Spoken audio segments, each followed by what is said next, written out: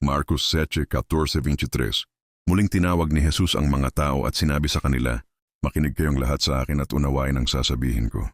Hindi ang pumapasok sa bibig ng tao ang nagpaparumi sa kanya, kundi ang mga lumalabas dito. Makinig ang sinumang may pandinig." Pagkatapos, pumasok si Jesus at ang kanyang mga alagad sa isang bahay upang makaiwas sa mga tao.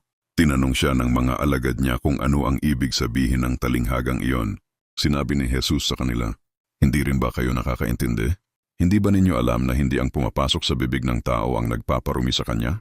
Sapagkat anuman ang kainin niya, ay hindi naman sa puso pumupunta kundi sa kanyang tiyan at idudumi niya rin iyon."